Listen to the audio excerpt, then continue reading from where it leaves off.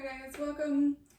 Today we are going to be doing the 6-pointed hip practice, and I'm going to do it standing.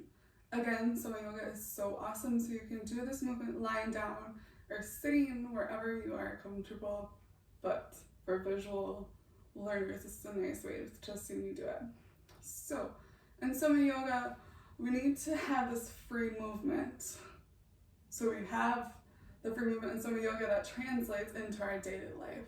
So our hips are moving all the time throughout our day. And if we become stuck in a position or a pattern, you might see some pain or eyes, some discomfort, maybe in the hips or maybe in other parts of the body.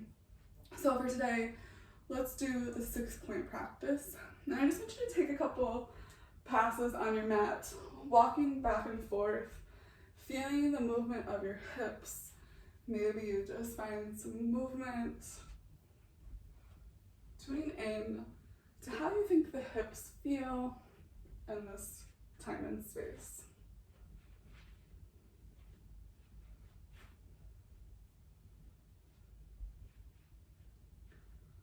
Good. Coming back to the center of your mat.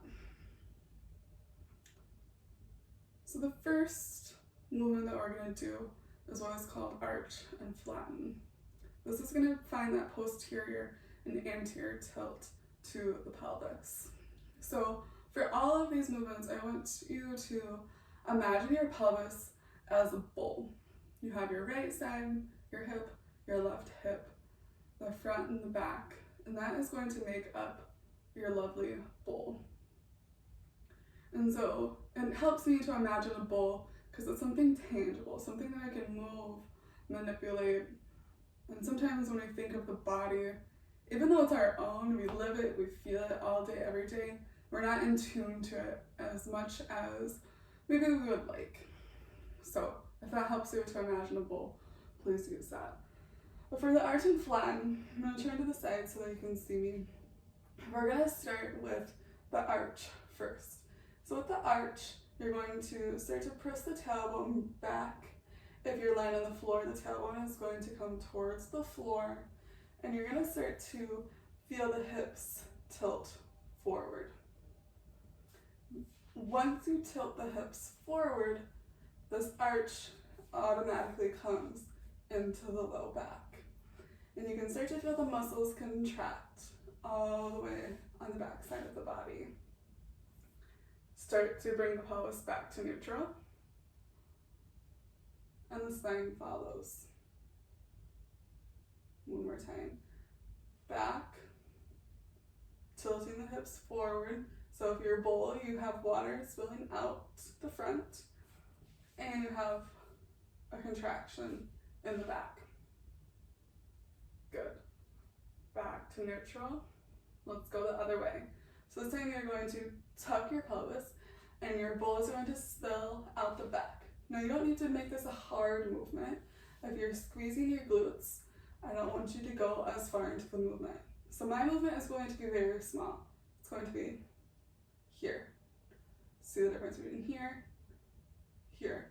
I start to feel this contraction in my belly, kind of in the pelvic floor as well. So tuck, feel the contraction in the belly. Let the pelvis release, neutral. Relax the belly. One more time, tuck, feel the belly contract. Release the belly, release the pelvis. Awesome. All right, so the next one we're going to come into are hip hikes and hip dips. So we're going to be manipulating the right and the left hip to come up and to go down. So this one, a lot of people find it easier to do it standing, but it is very doable whether you're sitting or lying down.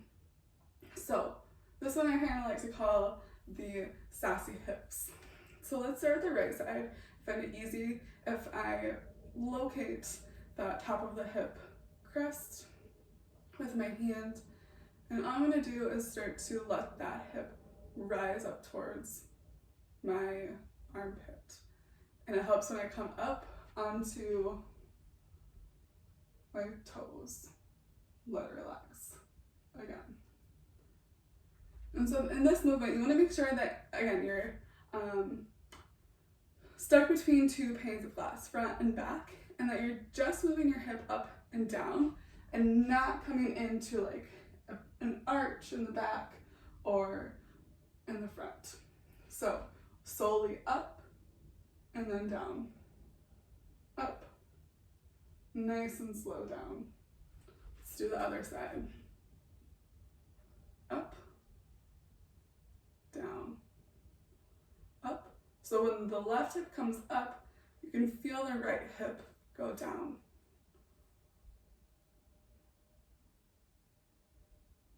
And maybe you can try it going back and forth between the two.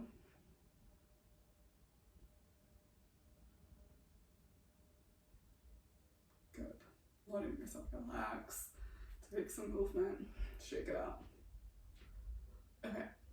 So the last movement we're going to come into is rotating the pelvis. So for this one, I'm going to turn sideways so you can see me more. It's going to be like, if you're lying on the floor, you're going to be moving the hips up towards the ceiling and down towards the floor. And then if you're standing, it's going to be front of the room, back of the room. So starting with the right hip, you're going to let it start to come towards the front of the room or up towards the ceiling if you're lying down, and then back. So it's easy if you press your right hand into the right hip and try to get that right hip to press back into the hand. One more time. Press into the right hand. Let it release. Good. Let's do the other side. Left hip, left hand. Press into the left hand. Let it release. Good. Alright, so those are the 6 hip directions. So nicely done. Just a quick review. You have your arch and flatten. You have the hip hike. And then you have the rotation of the hips. So practice these 6 movements. Find some more mobility, some more space within the hips to allow the rest of the body to move freely. Thank you so much.